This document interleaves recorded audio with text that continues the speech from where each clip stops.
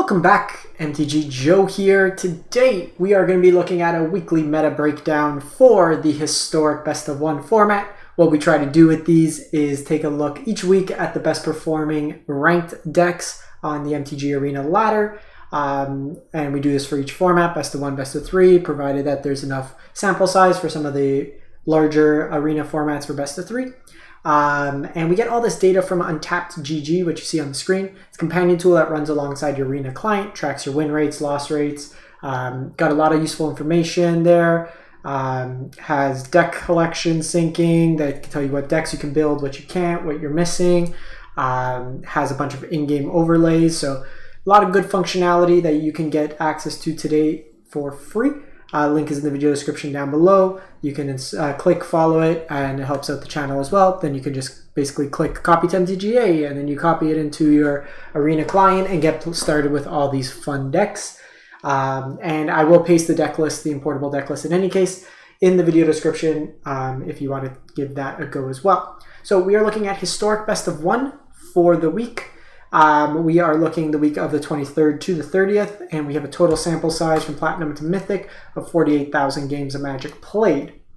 And life gains back on top for the week. We see Selesnya life gain 66, almost 2/3 of the games won through the life gain deck. This is an infinite combo deck for those of you who are unfamiliar. The combination of Heliod, Sun Crowned, Scurry Oak, and anything that gains a life when a creature enters the battlefield, Prosperous Innkeeper, Lunarch Veteran, or Soul Warden, creates an infinite loop. How it works is Scurry Oak comes into play, triggers the life gain. Heliod puts the counter on the Scurry Oak. Whenever a counter is put on Scurry Oak, you create a squirrel. Squirrel creates life because of what, like say Soul Warden. Then you put a counter on Scurry Oak and you make a squirrel and you rinse and repeat. And now you have an army of squirrels and basically as much life as you can click. There's also the backup plan of Trelasarra and Voice of the Blessed to kind of just go over the top. You have some interaction with Skyclave Apparition and then some collected companies mixed in there as well. Up next, we have Izzet Wizards.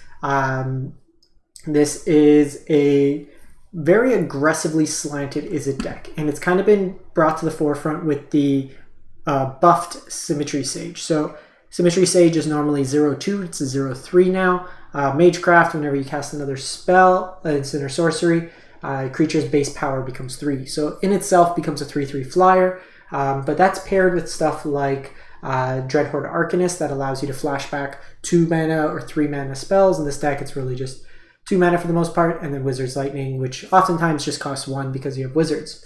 That, like your base power on Soul-Scar Mage or Harmonic Prodigy, becomes 3, and then the power stacks on top of that. The rest of the deck, you got cheap card draw in like Consider, Crash Through for Trample, Play with Fire, Static Discharge, and Lightning, Wizard's Lightning as burn spells. This Reckless Charge just does a whole lot of damage out of nowhere. 1 mana plus 3/0 and haste. You pair that with like Dreadhorde's Trample that suddenly becomes relevant, or just a big flyer and prowess all over the place, and you kind of go nuts with the deck. So if you like an aggressively slanted deck, Izzet Wizards. Then we got the other end of the spectrum, the No Fun Police. This is Celesmia Enchantress, otherwise known as the 9 Lives Prison deck. So 9 lives, you get 9 lives. You get to take 9 points of damage before you die, but you pair that with Solemnity, which means you can't get counters, so it creates a lock that you cannot take any damage. And you basically just kind of win the game that way through like a varied approach. Generally, this deck wins through Approach the Second Sun as the primary win condition. There's a couple ways around that. The Stomp from Bonecrusher Giant gets around damage prevention, as well as Questing Beast gets around damage prevention, or if you have like Farewell or some way to destroy all copies of 9 lives, then they lose as well. But the rest of the deck is kind of you have the draw engine of Sithis Harvest Hand, as well as Enchantress Presence. Whenever you cast an enchantment, you get to draw cards. And you have Sterling Groves that can tutor up stuff and protect your stuff. Sanctum Weaver just gains like tons and tons of mana, and you kind of go to town like that. You have Sigil as a way as well. Most of them are gone to Hallowed Haunting over Sigil. It's cheaper and it kind of scales well. But you also have a way, once you generate enough mana, you can just animate a bunch of your lands and attack in as well. You'll notice here some of them are grayed out, and this is what I was mentioning with the untapped collection tracker. If I want to build this deck, I don't own most of these cards. I'm missing 11 rare wild cards. I have to use 11 out of my 26 rare wild cards in order to build this deck. So you can kind of see what decks you have the stuff for, what you don't, and kind of go from there. Next, we have Esper Reanimator. This is a graveyard combo deck. So basically what you're trying to do is self-mill. So you have stuff like Citrus Supplier, Faithful Mending. You want to throw stuff into your graveyard. Ashiok, target yourself to mill. And then what you want to try to do is get something like Sarah's Emissary, Jin-Gitaxias, Shieldred, Elish Norn, whatever, through Burial Rites, Late to Dinner, or Priest of the Fell Rites to bring it into play. Some decks, like the green-white Life Gain deck, cannot beat a Sarah's Emissary. Similarly, a lot of other creature-based decks just can't beat this card. So this usually is a GG in most cases if it could come out, and it could come out as early as turn 3 if you play this on turn 2. Next up is actually my mono-red deck. It's kind of cool. Every so often, my mono-red deck, and I say mine with my particular configuration, makes it up. I was rocking like a 70-ish% win rate up until today when I was trying to get top 1200. Everybody brought out their food decks, and the two worst matchups for us is Izzet Wizards and Green-Black Food. I think I've maybe once bet Green-Black Food, and I've a couple times bet Izzet Wizards, but those two decks are very bad. Everything else is quite easy, or like quite positive. And the kind of configuration that I had is I started running Unlicensed Hearse. Helps a lot with the Phoenix matchups, the Graveyard Combo deck matchups, heavy sweeper matchups as well. It's been relevant in a lot of times. I actually have a picture. I was able to get a 9/9 Hearse with an Embercleave attached to it for lethal, which was pretty sweet. The one change I've actually done is there hasn't been as many Mizzix Mastery style decks in the format, and there's a lot more creature-based decks. So I've actually cut the Roiling Vortex for 1 Lightning Strike. I just wanted another removal spell. Also helps hedge the mirror as well. So just a little bit more proactive. It gives me another point of removal spell for the Wizards matchup, which is a little difficult. There's usually flex spots in mono red that I change from time to time depending on where the meta is.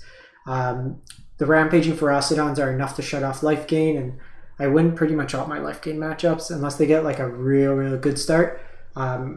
I can usually take out my life gain, which is kind of funny saying that from a mono red deck. Heavy life gain is usually like the enemy of it. But really what you're trying to do, like the best kind of starts are like a Reckless Ringleader, and then you give Kari Zev haste. If you can chain like Burning Tree into that, it's really nice. Chain Whirler. So if you have Torbran out and you cast Chain Whirler, it does 3 damage to each of your opponent's creatures. And I like the 2/2 split in terms of the Torbran and the Embercleave. So where am I at with this? So I'm at 66 and 34 with this particular build. Like I said, I was doing real well, and then I hit just like a rough spot, which kind of comes and goes. Like you can see how my day's been. Lose 5, win 8 in a row, 9 in a row. Yeah, lose 5, win 9 in a row, and then just trade wins, losses. You're seeing like Wizards, Burn, just like weird kind of combinations of things. Ledger Shredder is proving to be an issue too. It could kind of scale, so might need to some further configuration. It was easier to eat the Graveyards in the Phoenix matchup, and now they have Shredder. It's another evasive threat that could kind of go around. But I'm 66-34, and then in events I'm 23 and 9 with the deck. So still like 70-ish% win rate overall with the deck. And I'll link my profile. You can see whatever I play here, all the win rates, everything like that. 12-0. Kind of go from there. Next up, Azorius Affinity. So this is a blue-white artifact themed deck. So you have stuff like Esper Sentinel to draw you cards. Ingenious Smith helps you dig, and it's kind of built around 2 cards from Modern Horizons 2. Nettlecyst gets bigger based on the number of artifacts and enchantments you have. It's a living weapon, so it comes with a germ token equipped to it. Then you have Thought Monitor that has affinity, meaning it costs 1 less per artifact you have, and this lets you draw cards. You have Karn's Sire and Averza, and this deck really takes advantage of Karn's minus ability to make very large creatures. You have Shadow Spear for trample, counter spells, bounce and ramp, graveyard hate, just a lot of like useful stuff. I've seen some of them move from Soul Guide Lantern to Unlicensed Hearse. just because it's also an attacker as well. You can equip it with Nettlecyst later. So just kind of some modifications to the deck as you go. Izzet Phoenix? So we've seen some varied versions. This one here is running the Symmetry Sage as well with Dragon Rage and now Ledger Shredder in there. No Crackling Drake. This version's more focused on Graveyard, I'd say. Usually Crackling Drake comes in for anti-Graveyard, but self-mill, throw your Phoenixes in the yard, cast 3 non-creature spells, get them back. Faithless Looting, just a lot of like Banned in Modern, All-Star in Modern, All-Star in Modern, All-Star in Modern. So just a lot of powerful cards kind of mixed into there. We're seeing the inclusion of Den of the Bugbear as a creature line in the deck as well. You have Mono Green Elves, another deck I've never played, but spam the board with Elves, lots of ramp, Lord effects, and like Elvish Warmaster that makes you more tokens. Clan Caller gives your squad a buff, Elfish Archdruid gives your squad a buff, and just huge amounts of mana. You have the Impervious Perfect that gives your squad a buff, and really what you want to do is just generate a ton of mana, either win through Craterhoof Behemoth, or pumping your squad with either Elvish Warmaster or the Allosaurus Shepherd. And then lastly, Rakdos Arcanist. This is a non-Lurrus version. We see the inclusion of Fable, the Mirror Breaker, and Seasoned Pyromancer, along with Sorin. That makes it not like Lurrus legal. So lots of just kind of card advantage. Tons of discard early, fight Unholy Heats, Fatal Push, Molten Impact, just kill everything. Draw cards with Seasoned Pyromancer or Fable. You got Dreadhorde to flash things back. Molten Impact, and the License Hearse. You'll probably win more games with this deck with just your creature lines. You know, just trade resource, and then win with your creature lines. I actually got my ass kicked by this today. Just opponent had just tons of removal. Everything I did, they haven't had an answer for. And that's pretty much it. Like I said, you can follow my profile here if you want to see what we're doing. I went on a tear in Alchemy of all formats. 12-0 from 99% up to 516 Mythic. This deck's really, really good. It's mono green deck. But like I said, you can follow here any decks. You can take ideas, see that. You can go from just a season. You can go from constructed to events. You can do this like lifetime. So if we do most played, like 100, 250 games almost here, 65% win rate. So you can see like my most win games, the decks I play the most, stuff like that. So lots of information here. You can see kind of the trends and stuff like that. And yeah, we'll catch you next time. Thanks for watching, everyone. Hope you have a great one and stay safe out there.